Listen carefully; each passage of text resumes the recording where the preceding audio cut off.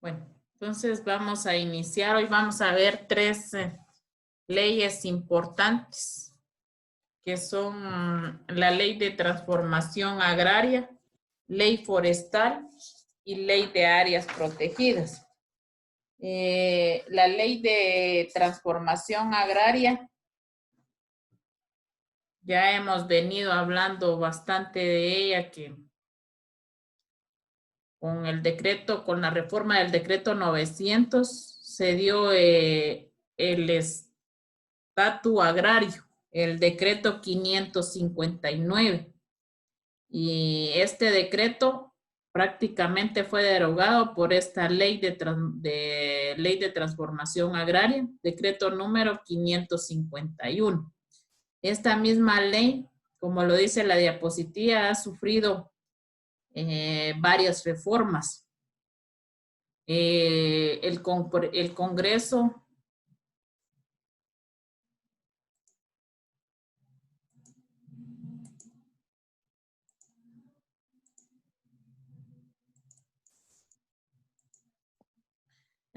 de la República dice que fue la ley de titulación supletoria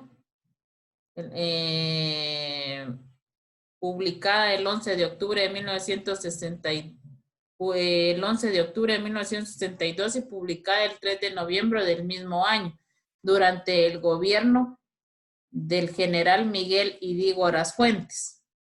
Ahí fue la creación de esta ley. Esta ley deroga el estatus agrario del gobierno de Carlos Castillo Armas. Esta ley ha sido reformada por los decretos 27-80, 50 y 54-92, ambos del Congreso de la República.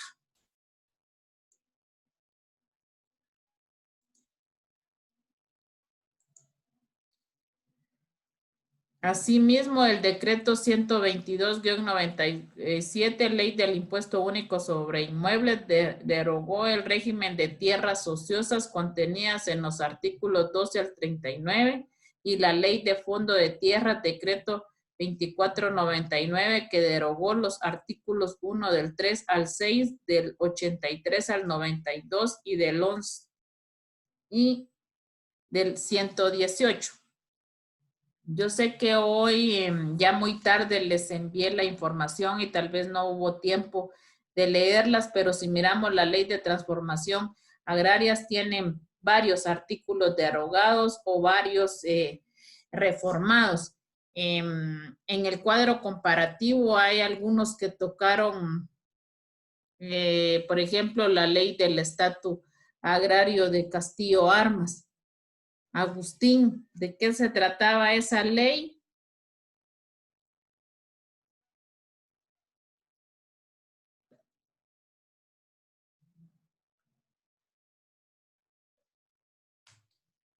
Agustín, ¿me escucha? Sí. Yo lo vi en su cuadro. Sí, te escucho.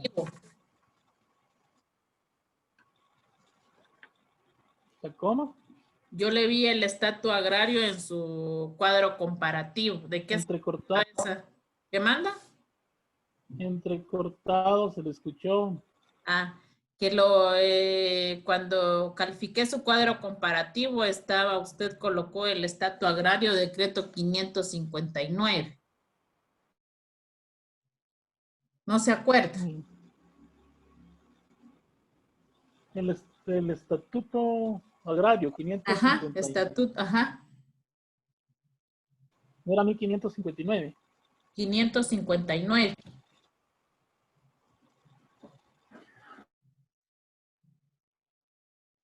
Sí, pero no mucho me recuerdo. Lo que pasa es que como estaba el decreto 900, reforma agraria de Jacobo Arbenz Guzmán, entonces cuando él prácticamente renunció al país, a ser presidente, asumió la presidencia Carlos Castillo Armas. Entonces lo que hizo fue crear este estatus agrario. ¿Para qué? Para quitarle a la United Fruit Company y a todas las que les habían expropiado, para volver nuevamente a la normativa o a sus propiedades a estas compañías, pues que se les había quitado la propiedad.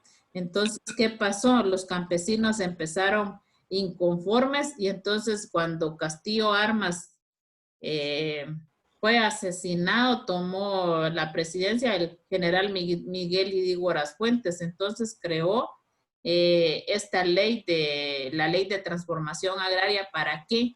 Para un poco como apaciguar a los campesinos, porque ya los estaban quitándoles todos los beneficios que habían obtenido en el gobierno tanto de Juan José Arévalo Bermejos como con Jacobo Armes Guzmán. Entonces ellos ya estaban un poco inconformes y vino a querer un poco apaciguar a ellos, a los campesinos. Se creó esta ley de transformación agraria. Los objetivos básicos del programa de transformación agraria, dice, eran la colonización de nuevas áreas para incorporarlas al desarrollo del país, la transformación de las estructuras sociales en lo referente a la tenencia y explotación de la tierra. La nueva ley revisó el concepto de parcela, la que definió como patrimonio familiar que con una extensión no menor de 28 manzanas destinadas al sostenimiento de una familia se consideraba indivisible e inembargable. La ley antes citada fue objeto de posteriores modificaciones. En 1966 se dispuso que las fincas rústicas, propiedad de la nación o de los bancos del Estado, podían ser adjudicadas gratuitamente a cooperativas agrícolas.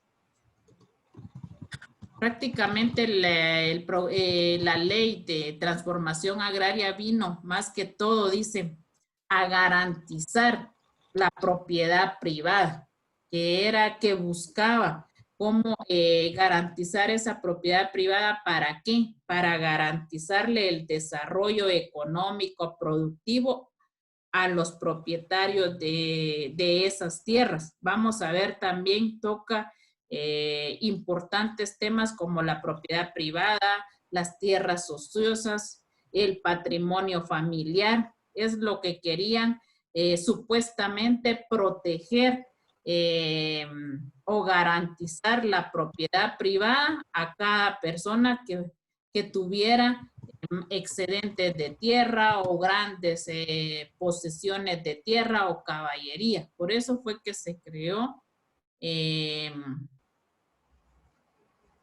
esta ley.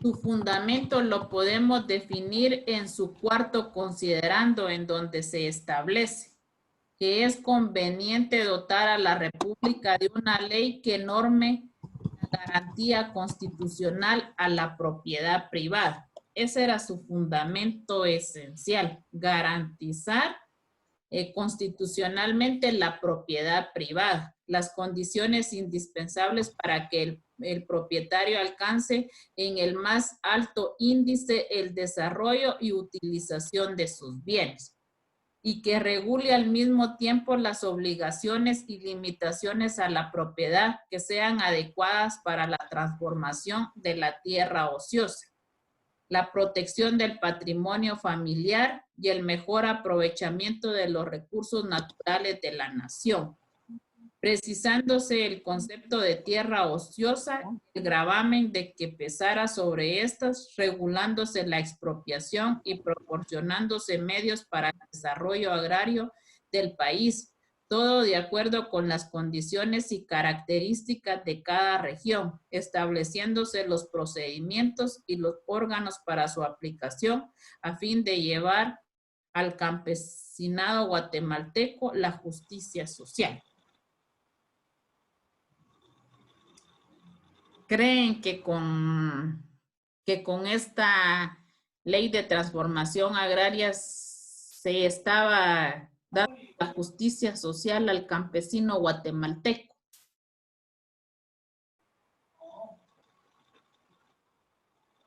No hay nada.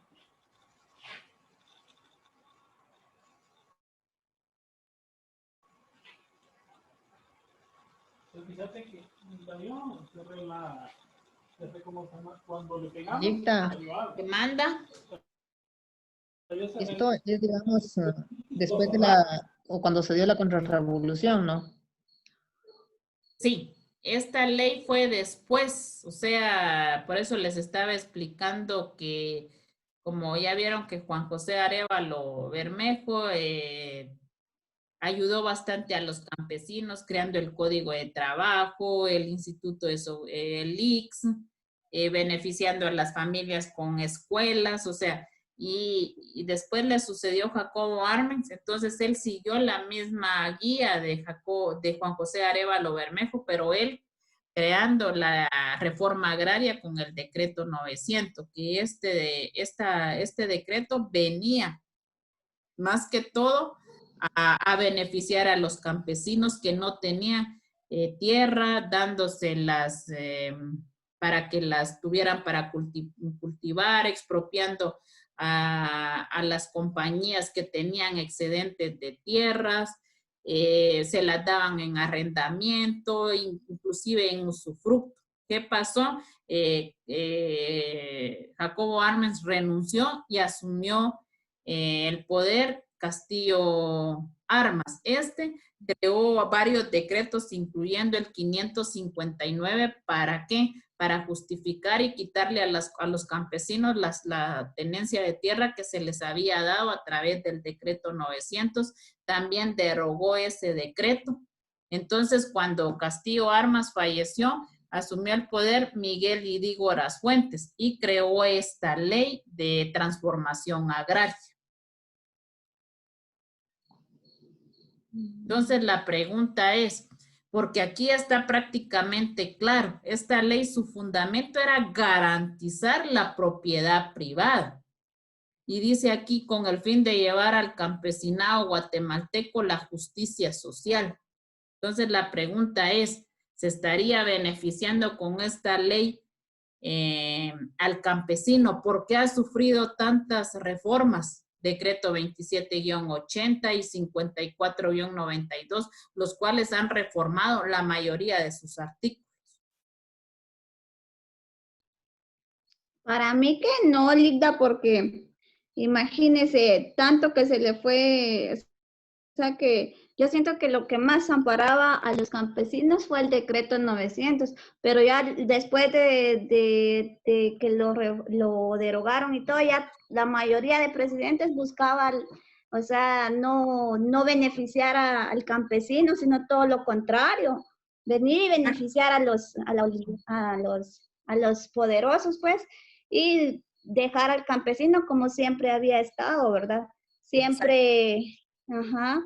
Sí, Mari, y gracias por su participación, Mari, porque también me ayuda un poco que tengamos ideas y vayamos participando, porque usted dijo algo bien importante, que se quería dejar al campesino como antes, que los presidentes que siguieron sucediendo ya nadie los quiso ayudar y proteger. ¿Por qué?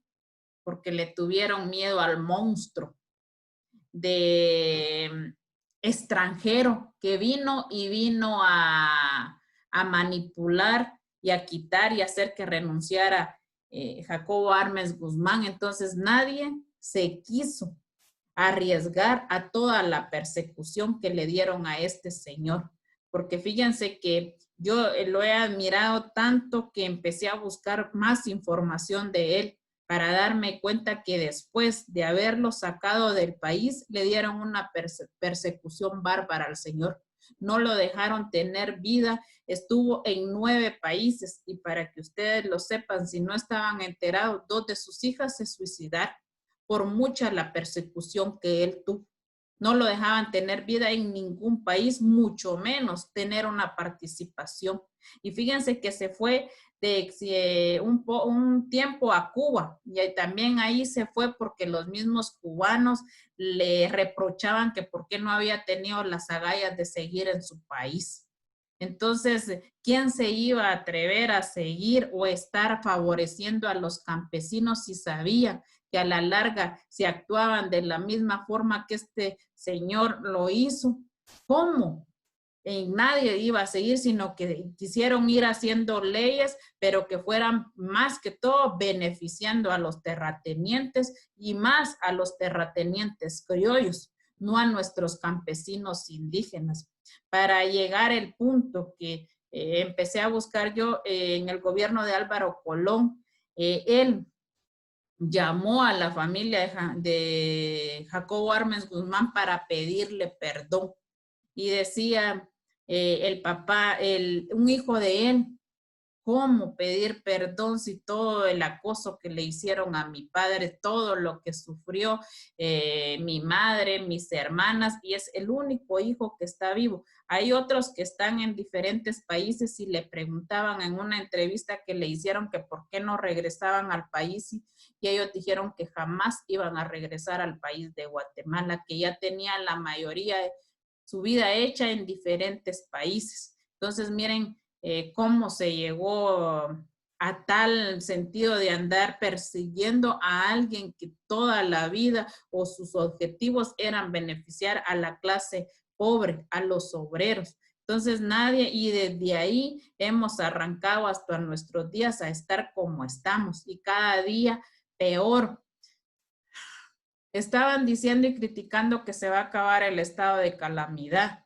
¿Por qué? Porque ahorita la mayoría de diputados se ha hecho millonario porque no han hecho los procedimientos adecuados para hacerlos, para comprar medicamento, no han subido ninguna cosa a Guatecompras, no hay empresas que vayan a ofertar porque como estamos en estado de calamidad, los señores diputados, las empresas o los que están cerca del gobierno pueden hacer lo que ellos quieran. Esto ha venido más que todo a beneficiar a las familias ricas.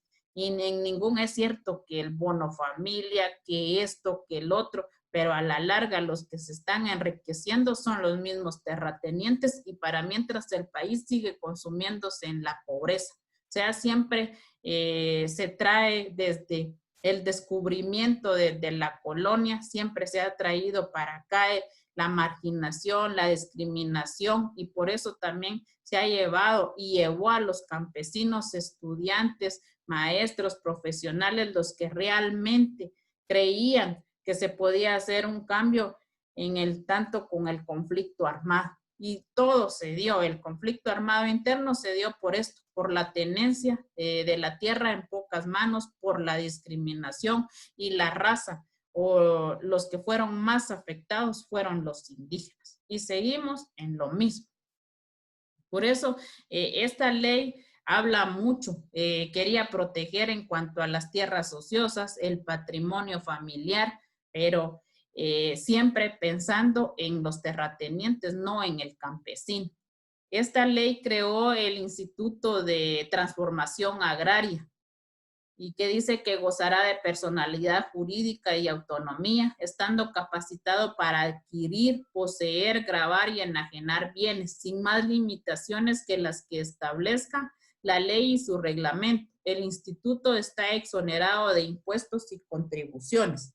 La ley de transformación agraria, en donde tratamos de estudiar la importancia de que los bienes inmuebles sean en primer lugar registrados y luego tengan una medición lo más exacta posible y así evitar problemas que pongan en duda la propiedad o posesión de un bien inmueble. Esta ley también, además de querer garantizar la propiedad privada para el uso y disfrute y goce de todo lo productivo, lo que podrían hacer, producir esas tierras, también exigían que éstas tener un registro en el Registro General de la Propiedad para tener más seguro el dominio de ellas y que el Estado, si se las fuera a expropiar o por tierras ociosas, también tuviera que tener un trámite, no solo que viniera, así como lo hizo Jacobo Arbenz, que como no las cultivaban, podérselas quitar. Esta ley norma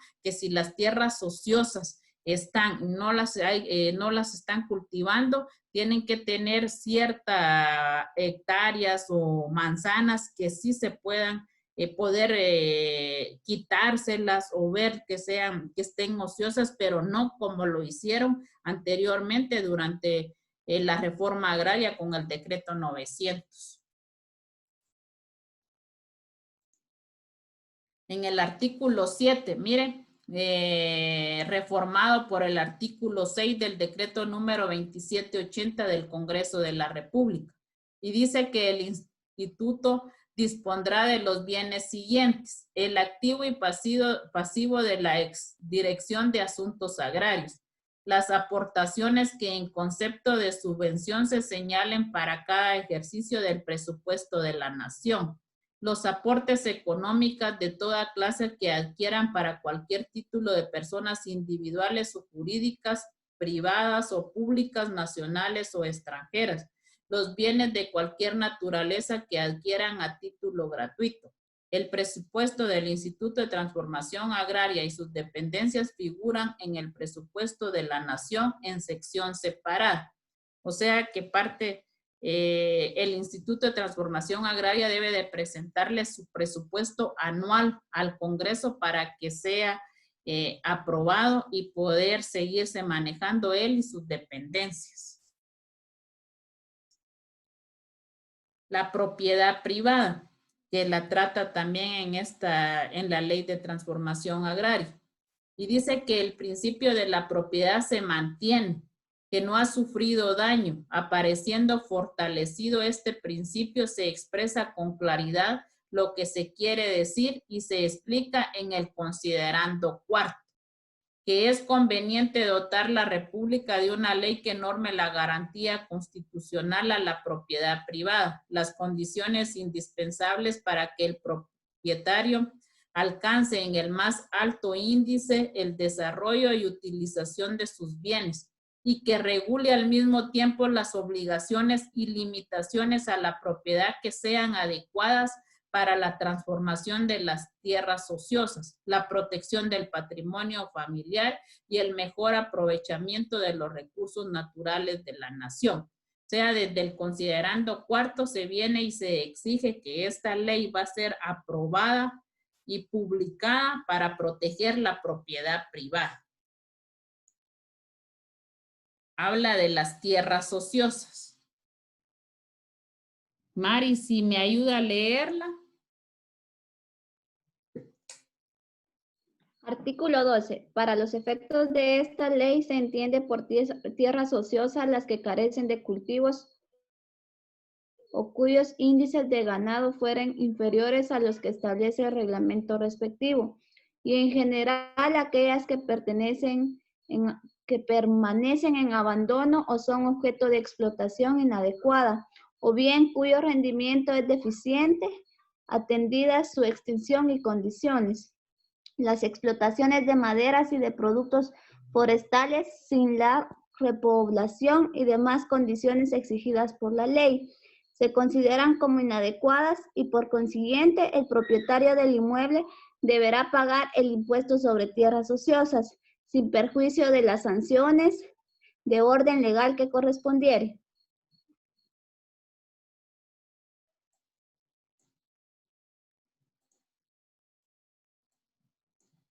William, ¿qué opina de este artículo?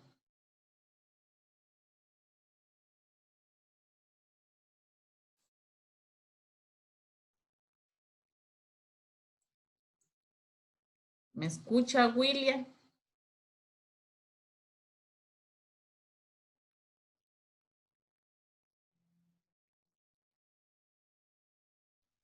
¿Me escucha, Ley? Sí.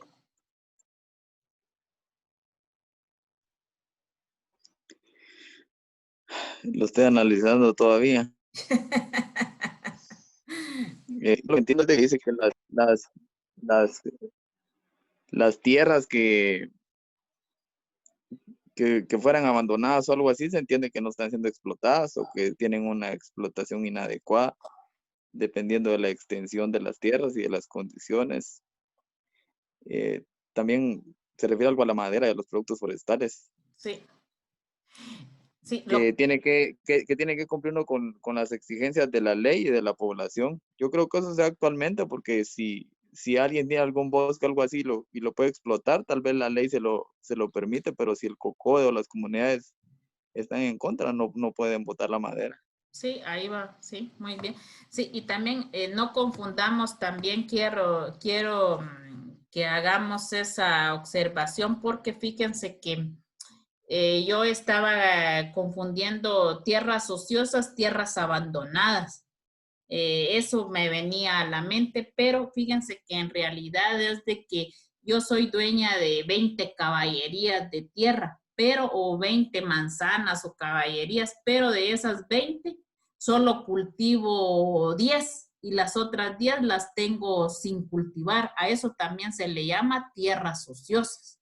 No confundamos que son tierras abandonadas, porque tierras abandonadas, ustedes saben ya perfectamente que se les puede llamar ejidos o baldíos, pero ahorita rara vez se da eso, y menos por el oriente, por aquí, por este lugar, es más a veces que se dé más por el occidente o por Escuintla, pero quedemos bien definidos que son tierras que a la larga tienen su propiedad, o sea, tienen sus dueños, o sea, son terratenientes, pero que estos terratenientes por tener en excesivo o en vastedad o grandes extensiones, no las cultivan todas. Entonces, eso pasaba, y si ustedes se dan cuenta y venimos ya analizando la situación, aquí ¿a quiénes están beneficiando a la larga? A los dueños, a los propietarios, a los terratenientes, porque si ustedes mismos se imaginan, y ahí vamos a ir leyendo que aunque sean ociosas, no tan fácil pueden venir y expropiarlas. Y si las van a expropiar, se tiene que ver y garantizar que es para uso común o que van a beneficiar a alguna comunidad, pero no tan fácilmente se puede y se pueden quitar como las quitaron en el gobierno de la reforma agraria.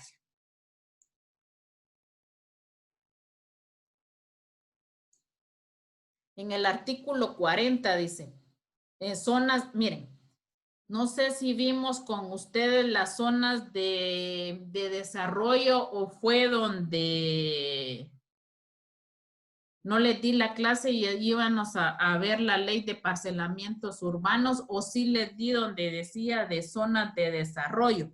Pero las zonas de desarrollo se creó esta ley de emergencia nacional que iban a beneficiar, es también va de la mano con esta de la transversal del norte, en el Petén, donde se formaron en Huehuetenango, en el Petén, en el Quiché, hubieron ciertos departamentos que se vieron beneficiados por esta zona de desarrollo agrario, fueron establecimientos de desarrollo, se llamaba, sí, establecimientos de zonas de desarrollo, fue la clase que no se les dio.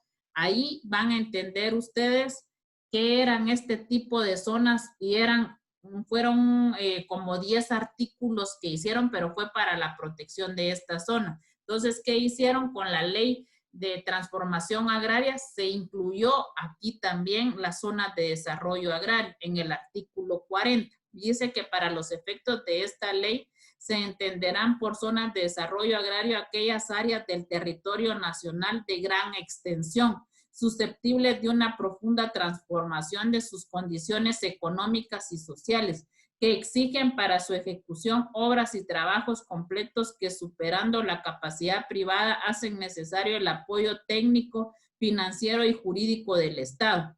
La declaración de alto interés social del conjunto de trabajos y obras de transformación, así como la aprobación del Plan General de Desarrollo, se harán por acuerdo del Consejo Nacional de Transformación Agraria, quedando desde ese momento facultado el Instituto para ocupar los bienes cuya enajenación forzosa fuere necesario por haber sido declarada tierras ociosas. Una vez definida como de alto interés social la transformación de una zona de desarrollo agrario, alcanzará a dicha transformación los beneficios de esta ley, debiéndose sujetarse a los trámites y condiciones que en la misma se establezcan. ¿Qué quiere decir esto? que dentro de el Instituto de Transformación Agraria hay un Consejo Nacional donde forma un plan general de desarrollo, donde formula un presupuesto. Si hay una zona que se va a utilizar para transformación o beneficio del departamento, del municipio, se trabaja a través del Instituto de Transformación Agraria, pero de acuerdo a un presupuesto que es manejado por el mismo Consejo de Transformación Agraria que forma el Instituto de Transformación Agraria. El patrimonio familiar. ¿Qué es el patrimonio familiar, Rita? Hablando del Código Civil, ¿o no han visto el patrimonio familiar en el Código Civil? Son todos los bienes que posee una persona o una empresa. El patrimonio familiar lo forma el conjunto, o sea, la familia, padres, los hijos, por eso se llama familiar, porque constituye un patrimonio familiar. ¿Alguien más que quiera decir o contribuir con algo?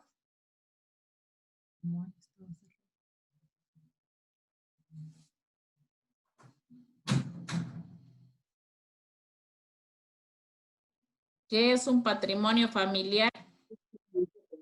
Pues Lita, también podríamos decir que, como muy bien lo dice, ¿verdad? Patrimonio familiar, que podría ser el conjunto de bienes y derechos, que también podemos acatar de pertenecen a una familia.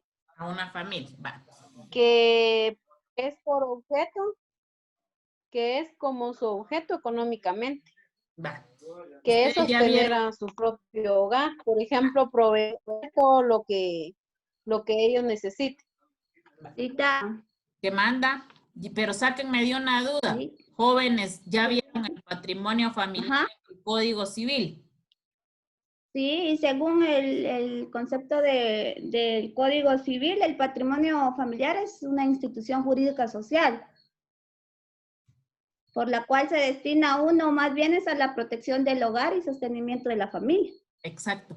Mari, pregunta de examen, y si me la responde le doy, ahí se acuerda, 2 puntos y me los reclama para la próxima tarea.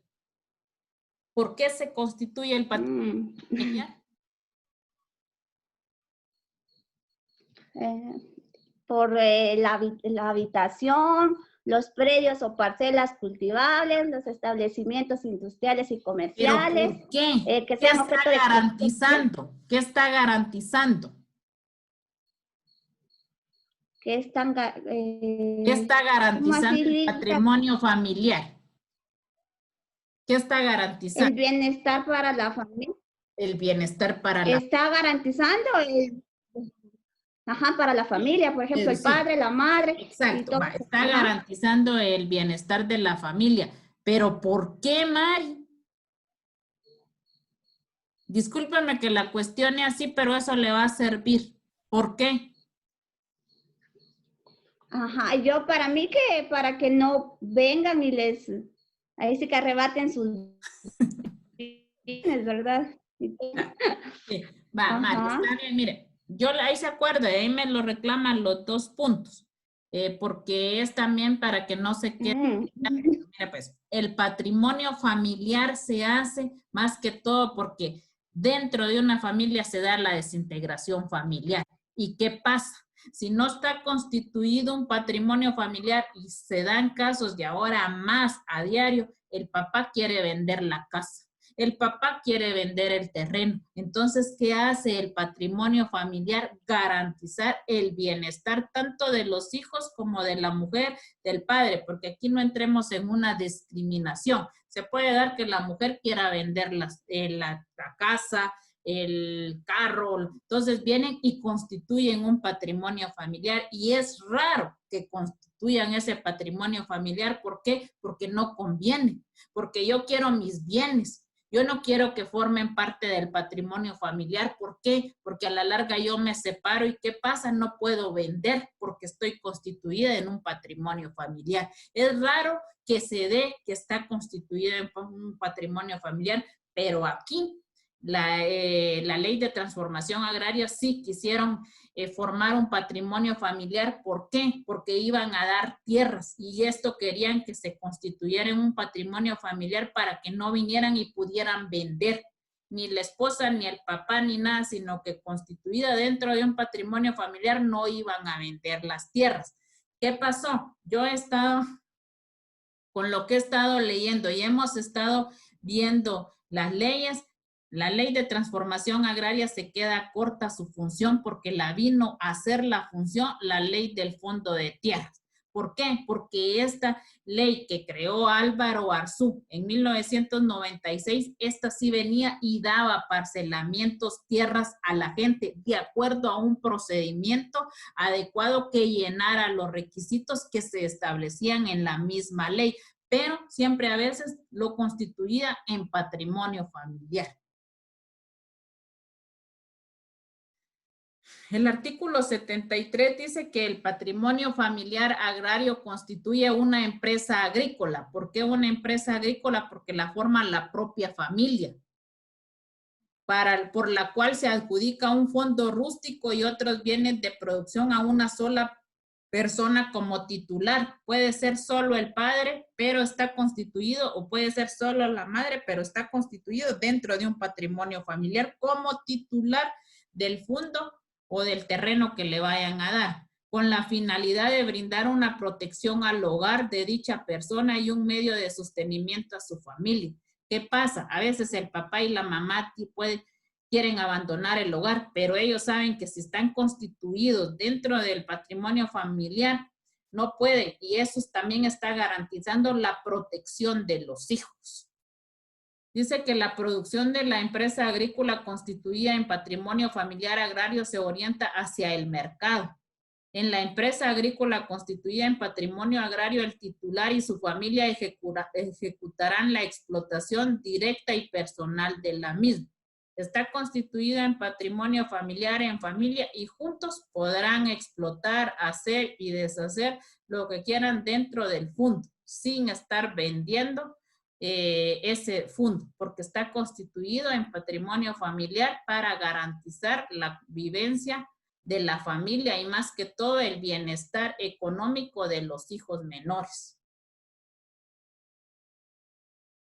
Eso es lo que se trata más. Hay más de la ley de transformación agraria, pero todavía nos hace falta ver más. Hay que ver la ley forestal. Y de esta también hay mucho que hablar, pero tampoco podemos venir y poner la mayoría aquí porque nos lleva más tiempo y hay que ver todavía la ley de áreas protegidas. Ezequiel, si me ayuda a leer la diapositiva.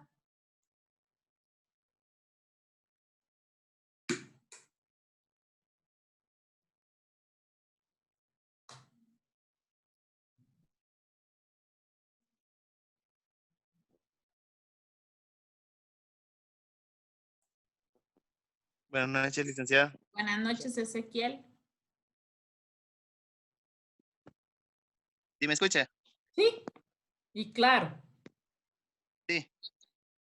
Bueno. Antecedentes de la ley forestal. La primera referencia concreta en la historia del país relacionada al manejo forestal se inicia en el año de 1920, con la emisión del decreto gubernativo 670, el cual se le establecieron al Ministerio de Agricultura las atribuciones relacionadas con la conservación e incremento de los bosques, así también como la reglamentación de su aplicación. Posteriormente, en el año de 1925 se emite el decreto ley 1100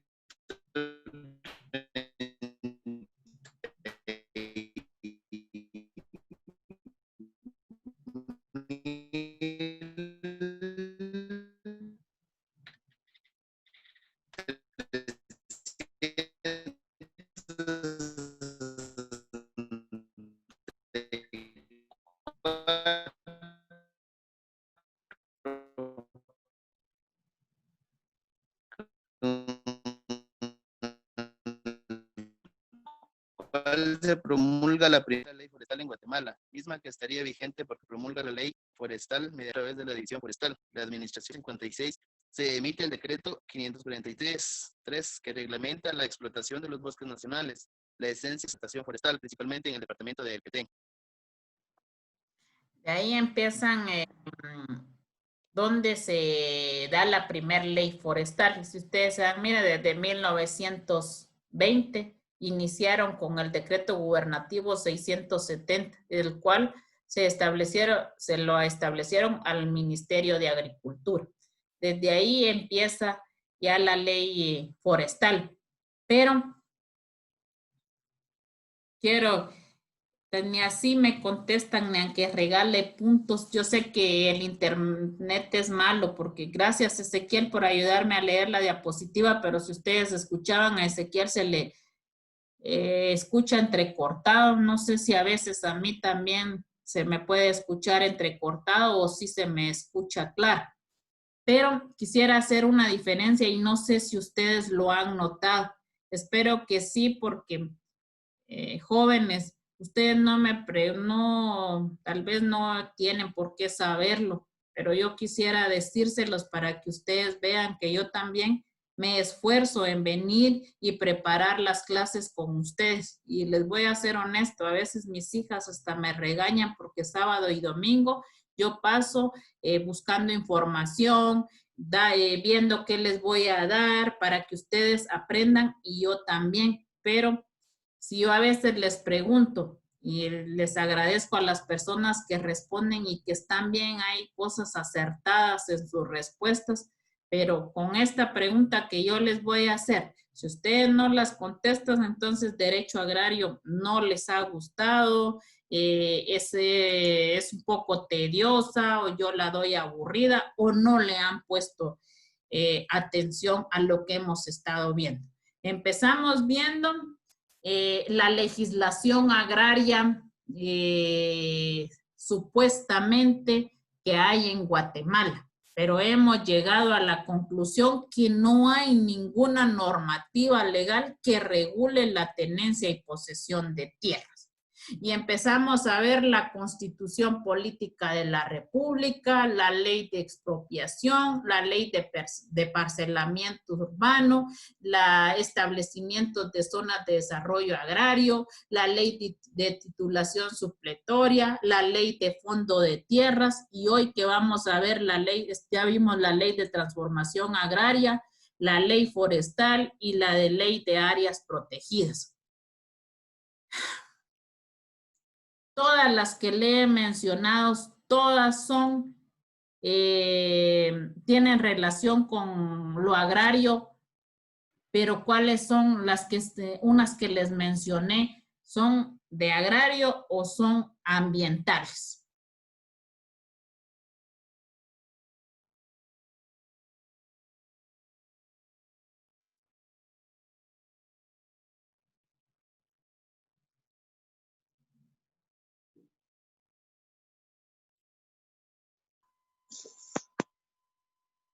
Lick, ¿Qué manda? ¿podría repetir algunas de las que dijo? Empezamos viendo la Constitución Política de la República, Ley de Expropiación, Ley de Parcelamientos Urbanos, Establecimientos de Zonas de Desarrollo Agrario, Ley de Titulación Supletoria, Ley de Fondo de Tierras, y hoy que ya vimos la Ley de Transformación Agraria, Ley Forestal y Ley de Áreas Protegidas. Y la pregunta es si son leyes agrarias o leyes forestales o leyes ambientales. Exacto. ¿Cuáles son? De las que les he mencionado. Yo creo que con las de hoy abarcamos unas de áreas protegidas, pero la mayoría son de derecho agrario. Exacto, solo que ordinarias. Y hoy vamos a implementar dos de derecho ambiental, que serían La ley forestal y la ley de áreas protegidas. Sí. Y vamos, porque si ustedes se recuerdan, el curso es derecho agrario. Sí, y ambiental. Entonces, hoy yo quisiera que ustedes hicieran ambiental. sí, y ambiental, que hicieran la referencia porque la expropiación solo se refiere a tenencia y posesión de tierras. La de titulación supletoria también. La de transformación agraria también. La de parcelamientos también. Entonces las dos, estas que vamos a ver, la forestal y la de áreas protegidas, entran en el derecho ambiental.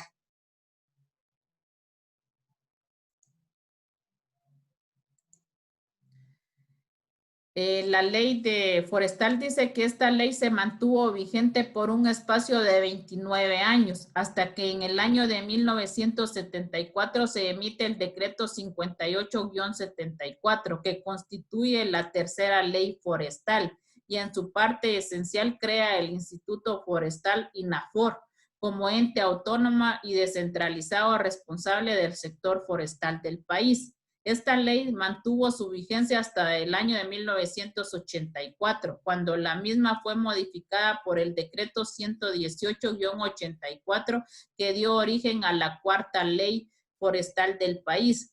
En el año de 1989 se promulgó el decreto 70-89, el cual suprimió al INAFOR y creó a la Dirección General de Bosques y Vidas Silvestres, DIGEBOS, como una dirección administrativa adscrita al Ministerio de Agricultura. Miren todos los antecedentes que está jalando esta ley, todas las reformas, viene desde 1920. La nueva ley sustituye a DIGEBOS por el Instituto Nacional de Bosques, INAU, que hasta la fecha es el instituto encargado de la protección, manejo, producción y protección de los bosques, de la área silvestre. Este es el instituto. Y si miran, hubieron antes INAFOR y DIGEBOS, y los sustituyeron por el Instituto Nacional de Bosques, INAU, como una entidad estatal, dice, autónoma, descentralizada, con personalidad jurídica, patrimonio propio, independencia administrativa, con la designación de ser el órgano de dirección y autoridad en materia forestal. Yo les estoy dando clases a los alumnos del sexto ciclo. Y una pregunta garrafal que es cajonera de exámenes privados. ¿Por qué siempre la mayoría de definiciones, vimos el Instituto Nacional de Transformación Agraria, estamos viendo el Instituto Nacional de Bosques, y la mayoría dice una entidad estatal, autónoma, descentralizada, con personalidad jurídica, patrimonio propio? ¿Qué significa eso?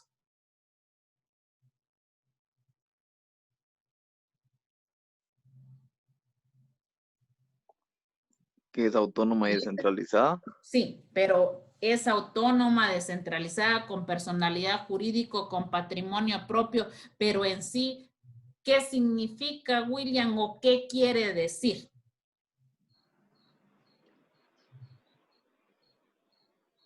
Es que ahí sí me la puso difícil porque no entiendo la pregunta. Mire, pues, Dicta, ¿qué manda? cuando se refiere a descentralizada es que no depende de un órgano central.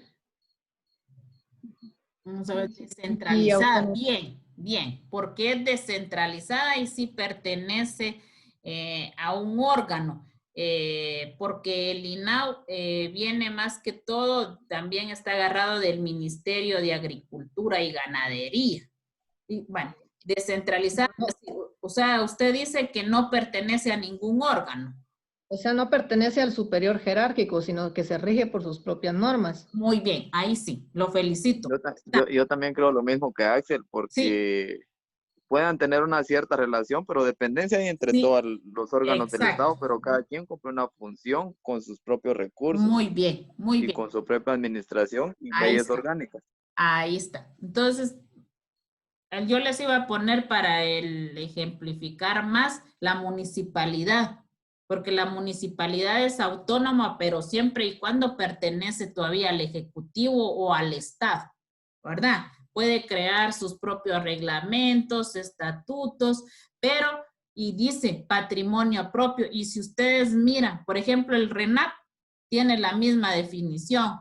Varias instituciones del Estado, el Registro General de la Propiedad dice lo mismo. O sea, son instituciones autónomas, descentralizadas, con personalidad jurídica, patrimonio propio, independencia administrativa. Y el Instituto Nacional de Transformación Agraria igual. Entonces, el INAH también es una entidad con personalidad jurídica y patrimonio propio, que se rige por sus propios estatutos, inclusive. Por ejemplo, el RENAP.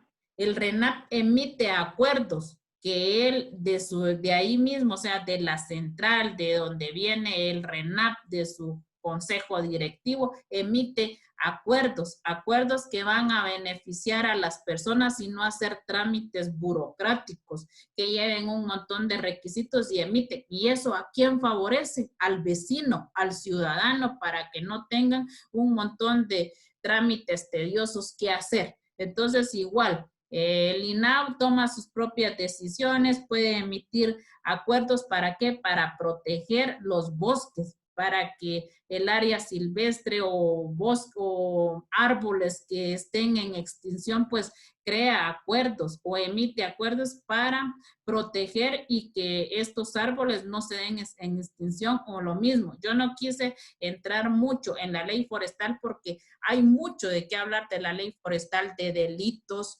de incendios, o sea, un montón de cosas, pero entrar a hablar de la ley forestal en cuanto a delitos, nos pasaríamos una noche entera hablando de esto. Solo les quise dar pinceladas de lo que dice la ley, de lo más importante, porque en sí, la ley forestal abarca un montón de situaciones que vienen y quieren proteger la tala de bosques. Y también está dentro de la ley de que si usted va a talar, también tiene la obligación de sembrar.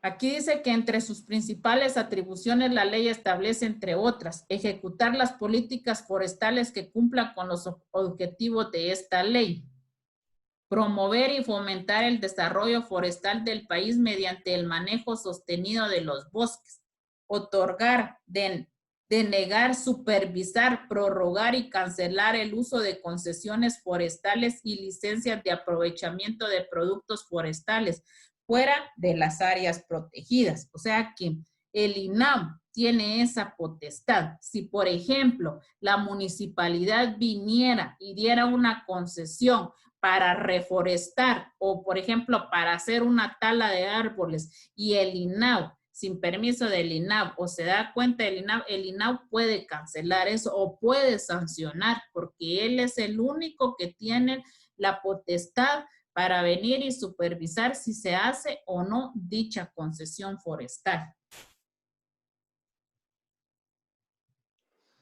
Esta ley se encuentra en el decreto 101-96. Yo las leyes, fíjense jóvenes, que se las mandé digitales, o sea, están tanto en Classroom como a su teléfono, a su WhatsApp, se los envié.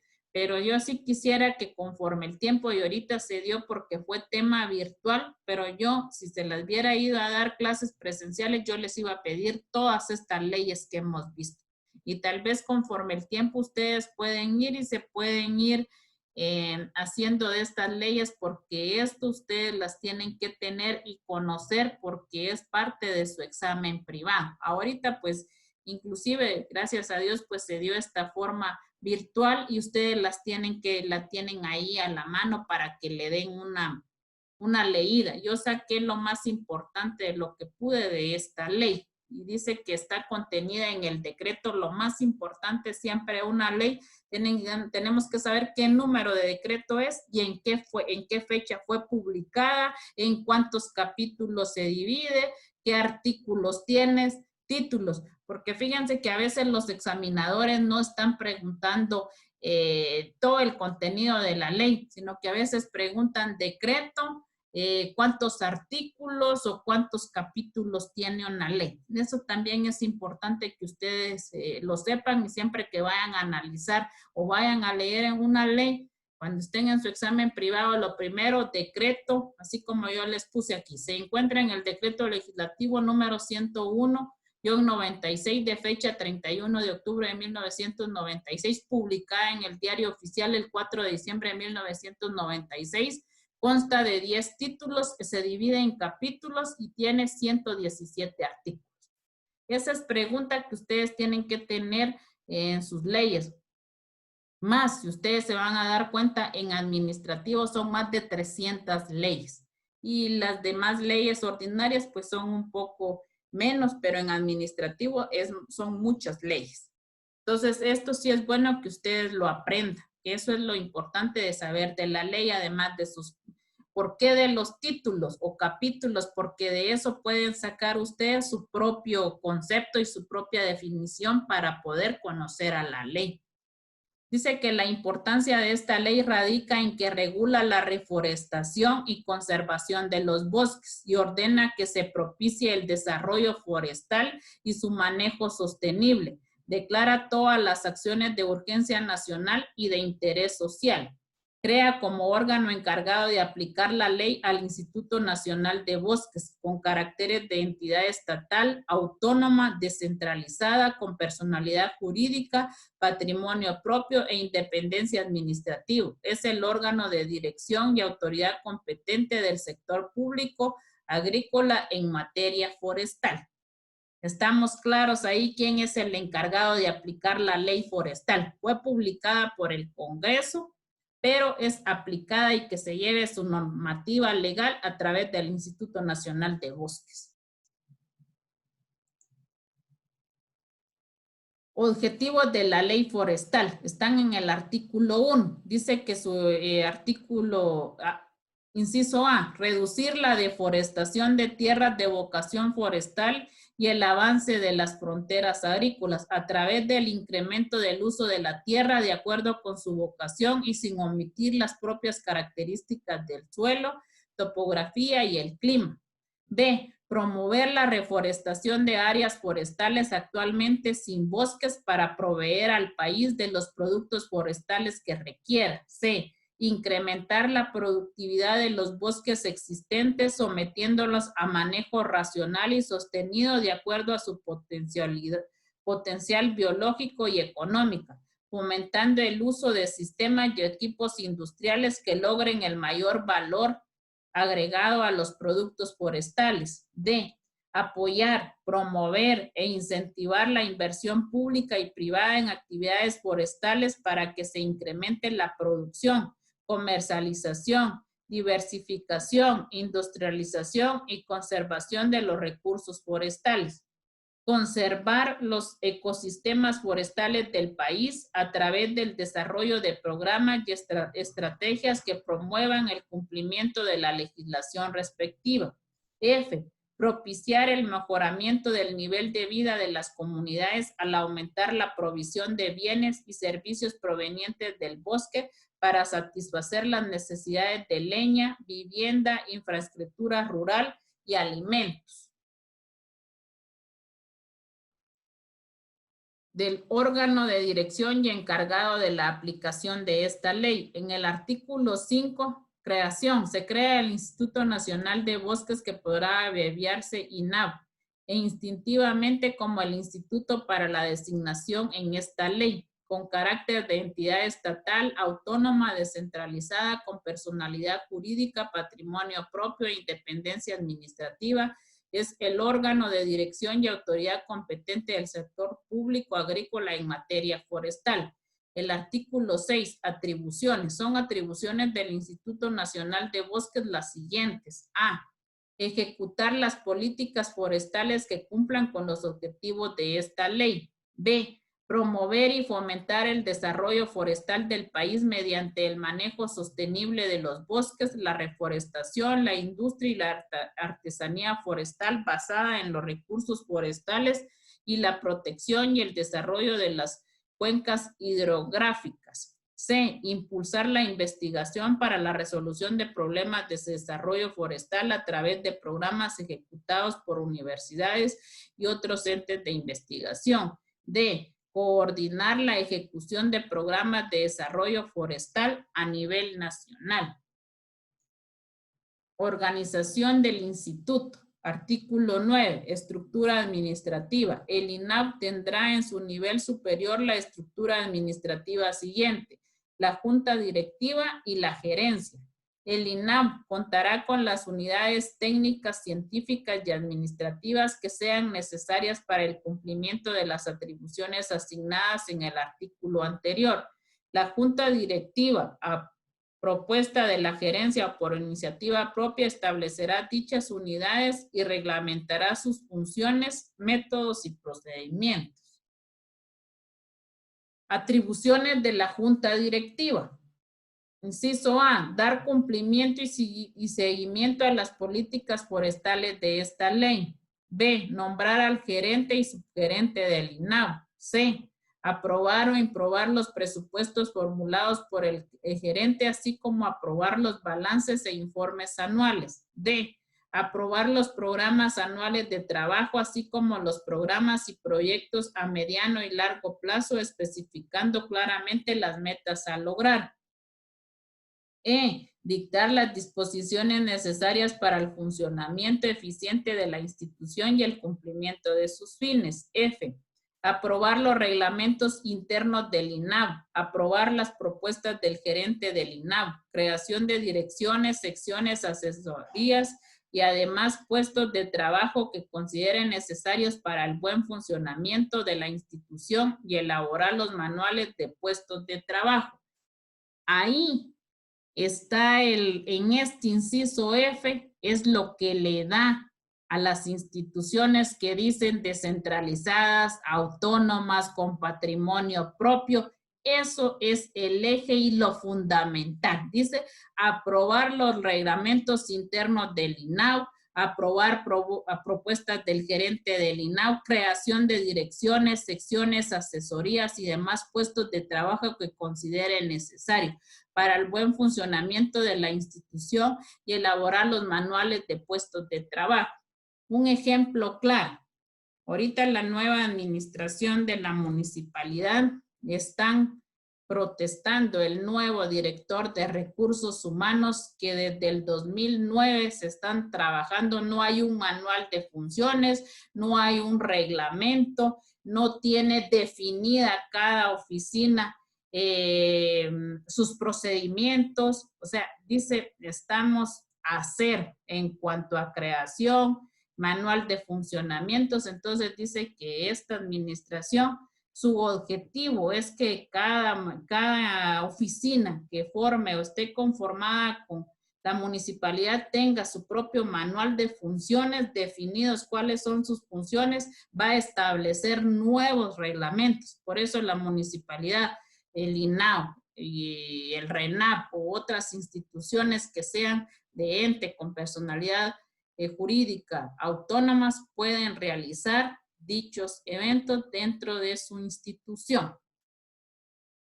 Dice que autorizar la compra de inmuebles, muebles, activos y contrataciones de obras y servicios de acuerdo con la Ley de Contrataciones del Estado, así como otorgar, denegar, prorrogar o cancelar las concesiones forestales. Ojo, además de que tengan todas estas atribuciones, miren, también son fiscalizadas por la Contraloría General de Cuentas. ¿Por qué? Porque son ingresos o que les da el Estado y por eso tienen el derecho de supervisar en qué gastan todos estos ingresos y más también hacer, miren, está también fiscalizado, se tiene que regir por las normas de la Ley de Contrataciones del Estado. Las concesiones. Dice que la categoría de concesiones, el INAH podrá dar concesiones en tierras del Estado y para el efecto se establecen dos categorías: área con bosques, área desprovista de bosques. El artículo 30 dice prohibiciones específicas. En ningún caso las tierras dadas en concesión podrá ser objeto por parte de los concesionarios de titulación supletoria o usurpación o cualquier otro medio o procedimiento tendiente a la adquisición de la misma propiedad. Artículo 33. Pago de la concesión. La concesión otorgada bajo la categoría de área desprovista de bosques pagará el 12% del valor de la madera al pie de la plantación establecida, al momento de la cosecha. De conformidad con el artículo 74 de la presente ley, este monto se distribuirá en un 50% para las municipalidades de la jurisdicción como fondos específicos para el control y vigilancia forestal.